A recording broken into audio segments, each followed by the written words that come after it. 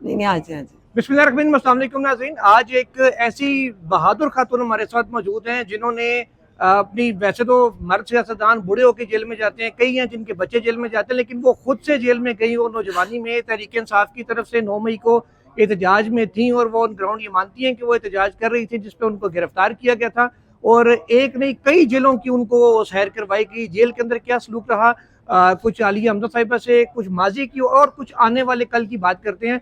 सबसे पहले तो ये बताइए कि कभी सोचा था कि जेल में जाएंगी और प्रैक्टिकली चक्की पिसवाई जाएगी आपसे? बिस्मिल्लाहिर्रहमानिर्रहीम, इय्याका नअबुदु व इय्याका नस्तईन। मैंने तो कभी चालान नहीं मेरा हुआ था, ट्रैफिक सिग्नल नहीं मैंने तोड़ा था, तो मैंने जेल में क्या सोचा था। मुझे नहीं पता कि इट्स क्वाइट अनफॉर्चुनेट जो इस मुल्क में ख़वातीन के साथ हुआ है, ये हार्ट रेंचिंग है। यानी देखें, हम इस्लामी जमहूरिया पाकिस्तान कहते हैं और हम ये दावा करते हैं कि हम ख़वातीन को इज्जत देते हैं, उसके बावजूद मेरा नहीं ख्याल कि पंजाब में किसी बेटी के सर पे चादर रहने दी, किसी का घर महफूज रहने दिया। देखें, जब रात को आप लोगों के घरों के अंदर ख़वातीन के साथ इस तरह का सलूक हो रहा हो, तो फिर मेरा नहीं ख्याल कि इसके बाद कोई गुंजाइश रह जाती है। देखिए, हम सिर्फ ये कहते हैं कि हमारी चादर और चार दीवारी का तकद्दुस होना चाहिए। आप लोगों को अभी अभी रीसेंट बात है, सियालकोट से एक बच्ची को आप लोग लेकर आए, सिर्फ ये था कि उसने तौहीन मरियम की थी और उसके ऊपर थाने में रखा। क्यों, आप मुझे बताएं, सियालकोट से लाहौर थाने में लाने का क्या मकसद था? और उसके बाद पहले वो ट्वीट डिलीट कराई गई और फिर उनको घर जाने दिया गया। सो हम ये नहीं कहते हर खातून के साथ हो रहे, जिनके घरों में जब रेड होते हैं तो आप ये सोचें कि बच्चियां, माएँ, बहनें, उन पे क्या गुजरती होगी। बिल्कुल ऐसे ही। और पर्दे का क्या है, चादर चार दीवारी का क्या, ये अनफॉर्चुनेट है इस मुल्क में। अच्छा, ये बताएं कि आप भी फ्राई पैन से कपड़े इस्त्री करती थी जेल में? देखिए जी, मैं इस मामले में तो कुछ नहीं कहती, क्योंकि हमने इनकी तरह ये जो है ना सिंपैथी कार्ड खेलने नहीं सीखे। हमने एक जेल काटी है, अवाम के लिए काटी है, पाकिस्तान के लिए काटी है, रूल ऑफ लॉ के लिए काटी है, जमहूरियत के लिए काटी है। हम बिल्कुल किसी उसको, मतलब मुझे लगेगा कि मैं अगर इस बात का प्रचार करूं या रोना रो, तो इट्स, हर किसी का अपना ज़र्फ होता है। हमने वो भी मुस्कुरा के काटी थी और हमें पता है हमारी मुस्कुराहट ही तो मेन मसला थी, या इमरान खान जिंदाबाद का नारा मेन मसला था। तो हम आज भी कहेंगे कि ये बहुत छोटी बातें रह जाती हैं, लेकिन बेसिकली फ़र्क हमारी और उनकी जेलों में ये था कि हम एक मकसद के लिए जेल काट रहे थे और वो करप्शन पर जेल काट रहे थे। उनकी सज़ाएं कम कर दी गई और हमें इसी एक चीज़ की सज़ा दी गई। तो जेल इंतजामिया का रवैया कैसा होता था आप लोगों के साथ, खाने पीने में और बाकी ओवरऑल जो एक बिहेवियर होता है वो कैसा होता था? देखिए, हमारी जेलें इन वाली नहीं थी, मैं बार बार जब ये कहती हूँ, और अगर आप सुनना चाहते हैं तो 9/10 का एक सेल हो, 9/11, 9/10 का एक सेल हो, 6 ख़वातीन वहाँ पर रह रही हों और वहीं पर वॉशरूम हो, तो क्या कंडीशंस होंगी। और मतलब आप सब लोगों ने देखा है, हम तो कोई पुलिस की गाड़ियों में भी नहीं आते थे, हम तो प्रिजन वैन्स में आते थे। और प्रिजन वैन्स में मुझे पहले तो ये याद नहीं आ रहा था, कल जब मैं बरसती बारिश में प्राइम मिनिस्टर खान साहब से मिलने जा रही थी अडियाला, तो रास्ते में मैंने कई प्रिजन वैन्स देखी। आप लोगों ने हमारी प्रिजन वैन्स को 8-8 घंटे धूप में हमें खड़ा हुआ तो दिखाया है, लेकिन आप लोग एक और बात नहीं जानते कि अगर प्रिजन वैन्स बरसती बारिश में जा रही हो और आपने सरगोदा से या आपने गुजरांवाला से लाहौर जाना और ड्यूरिंग दैट टाइम बारिश हो रही हो, तो आप उसमें बैठ भी नहीं सकते।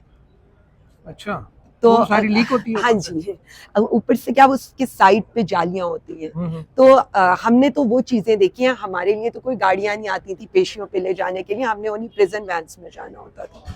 तो और आम लोगों के साथ जाते थे, आम कैदियों के साथ भी हम गए, इसलिए हमारे साथ कोई ऐसा सलूक नहीं होता था जो इनके साथ होता था कि घर से कपड़े इस्त्री होकर आए, घर से खाने आए। हमें ये फैसिलिटीज नहीं थी, तो हमें जेल मैनुअल के लिहाज से भी फैसिलिटीज। तो फैमिली को मिलने देते थे आपकी बेटियों को, शोहर को, आपसे वालिदा को? जी बिल्कुल, जो सारे क्रिमिनल्स का इन्होंने रखा था, हालांकि पॉलिटिकली हम लोग विक्टिमाइज्ड हो रहे थे। हर हफ्ते के बाद 30 मिनट्स की जो जालियों के पार मीटिंग होती है, वही मीटिंग थी।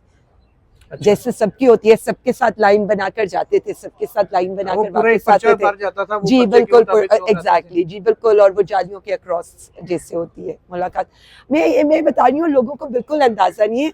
उनको जैसे उनको पीसीओ की सहूलियतें थी, उनको जो कहा गया था कि जी हमने तो वीडियो कॉल्स की भी दी हुई है, तो हमें तो कॉल्स की भी इजाज़त नहीं थी, हमारी तो आईडीज भी नहीं बनती थी कि हम अपनी फैमिली से हफ्ते में एक दफ़ा बात कर सकते।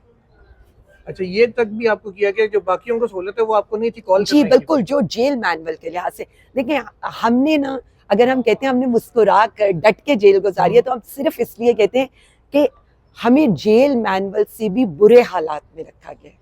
हम्म।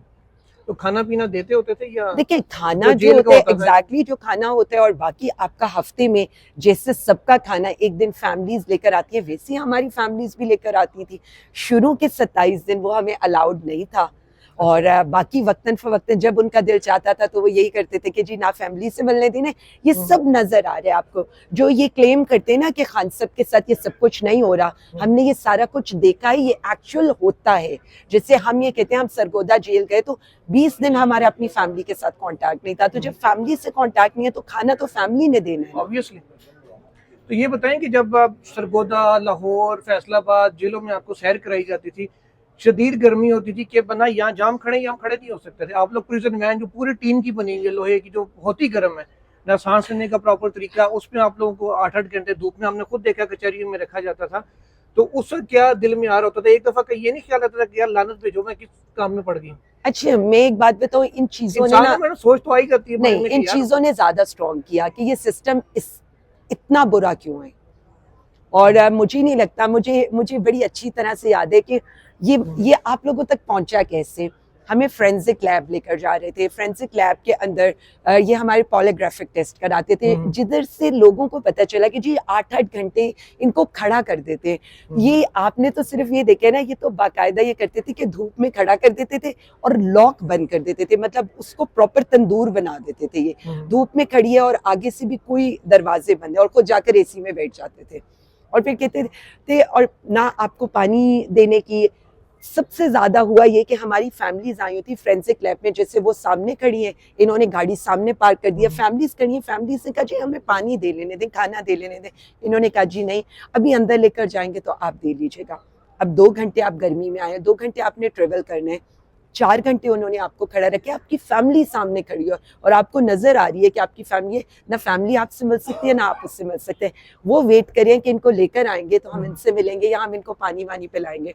ऑल ऑफ अ सडन गाड़ियां चलती हैं और बहुत तेजी से निकल जाती है। होता ही है कि वहाँ आप ही का कोई दोस्त खड़ा होगा, उसने उसकी वीडियो बना ली। जो बंदे थे हमारे साथ वो ये कह रहे थे आज के लिए इनको इतना ही ख्वार करना था, और वो सीधे उसको वापस गुजरावाला ले गए। सो ये इनका माइंड सेट था। हम तो हमेशा ये कहते हैं, हमें तो कोई फर्क नहीं पड़ता था, हम तो कहते थे अगर हम गर्मी में हैं तो तुम लोगों को बाहर हमारे साथ खड़ा होना चाहिए।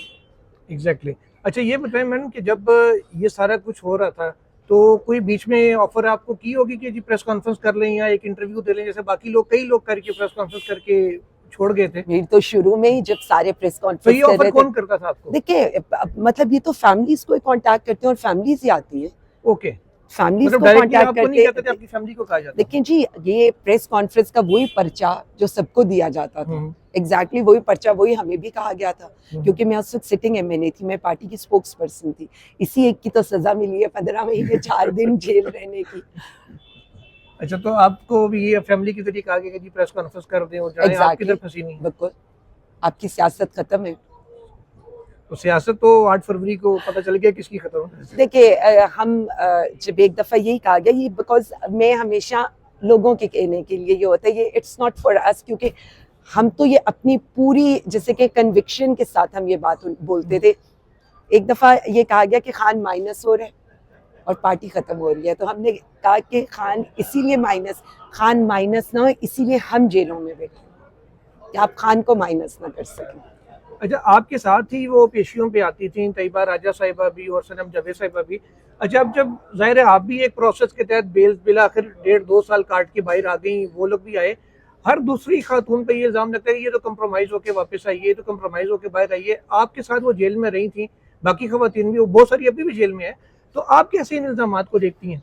देखिए, मैं हमेशा ये समझती हूँ कि खवातीन ने जितनी कुर्बानियाँ दी हैं इस पार्टी के लिए, प्लीज मैं सबसे ये रिक्वेस्ट करूंगी, किसी एक खातून के लिए एक दिन भी जेल में गुजारना बहुत मुश्किल काम है। खुदारा उनकी इन कुर्बानियों को, इन सेक्रीफाइसेस को, इन चीज़ों के पीछे मत कहा जाए। मुझे ये आई रियली फील बैड, क्योंकि जब जो लोग कुर्बानियाँ देते हैं, जिसने 1 दिन की जेल काटी है, जिसने 1 महीने की या 1 साल की काटी है, जेल ही है। और इसलिए किसी के ऊपर कोई भी टैगिंग मत की जाए। नहीं तो मैम अब ये बताएं, एक आपसे शिकवा भी करना हमने वैसे पीटीआई से, क्योंकि जो पीका में तरमीम हुई है उसमें जब ये मामला इंटीरियर कमेटी के अंदर आया था तो पीटीआई के साहब भी उसको चेयर कर रहे थे और उन्होंने विदाउट डिस्कशन और कुछ उसको अप्रूव करा दिया। मेरा ये ख्याल है कि उनको शो कॉज भी मिला हुआ था, वो पहले से मिला हुआ था। जी, पहले से मिला हुआ था जी, बिल्कुल।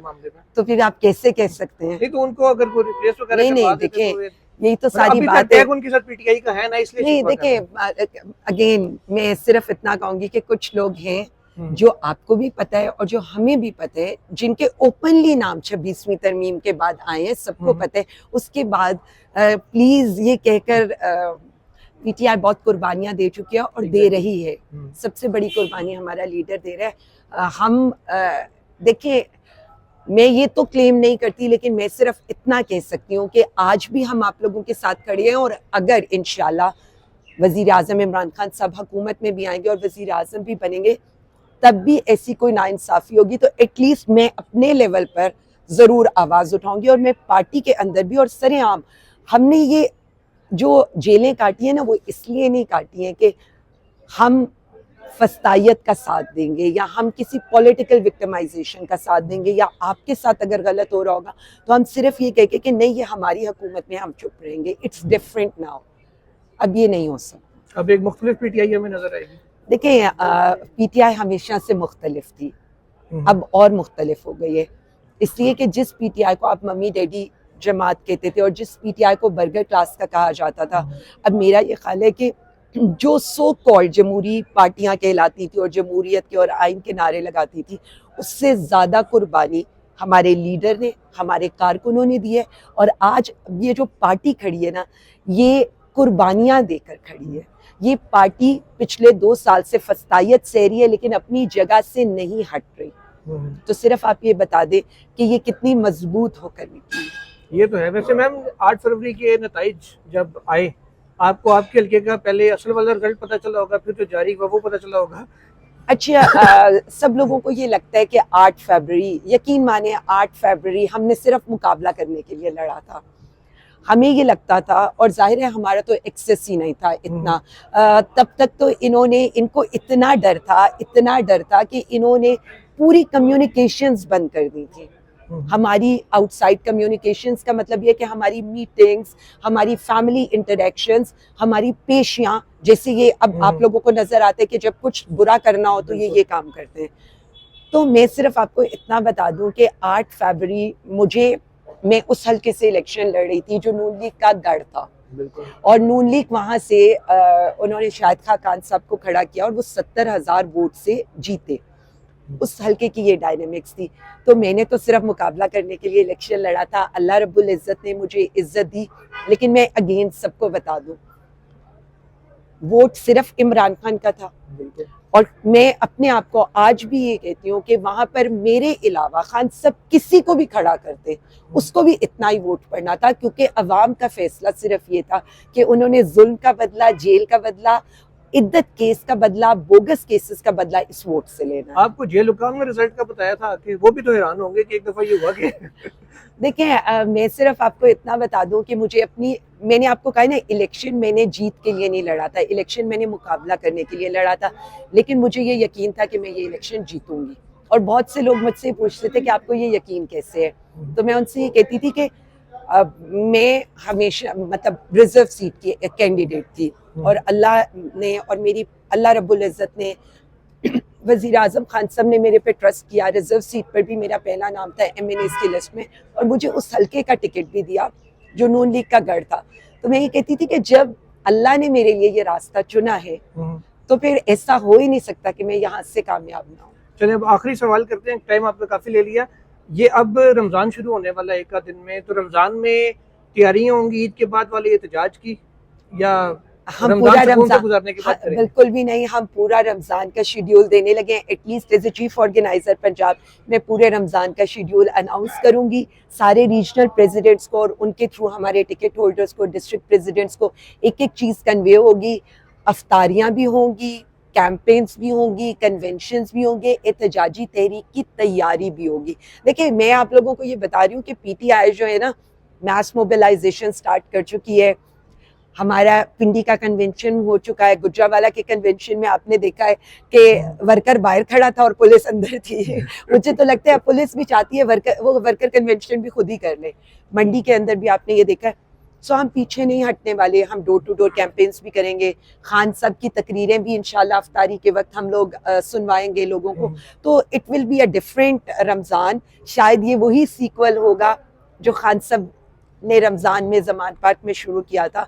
तो इंशाल्लाह नजर आएगी। लेकिन इस पर फर्क ये होगा कि इस पर अफ्तारियों में शायद छापे भी पड़े। देखिए मैं सिर्फ इतना कहती हूँ, हम कहते हैं वो आए, हम उन्हें भी अफ्तारी करा देंगे, कोई मसला नहीं है। ये कौन सी बड़ी बात है। लेकिन मेरे लिए तो ये अजीब सी बात होगी कि अगर इनको हमारी अफ्तारियों से भी डर होगा तो। चले मैम बहुत शुक्रिया। लेकिन खैर मैं एक बात कहूँ, मैं जितना सोचती हूँ ये नहीं गिरेंगे, उससे ज्यादा गिर के दिखाते हैं। चले लेट्स सी क्या शायद उठना सिखाएं आप। उठने नहीं जी, ये नहीं, गिरे हुए लोग नहीं उठ सकते, नहीं उठ सकते। बड़ा मुश्किल है। बहुत शुक्रिया मैम आपके वक्त का। अल्लाह हाफिज।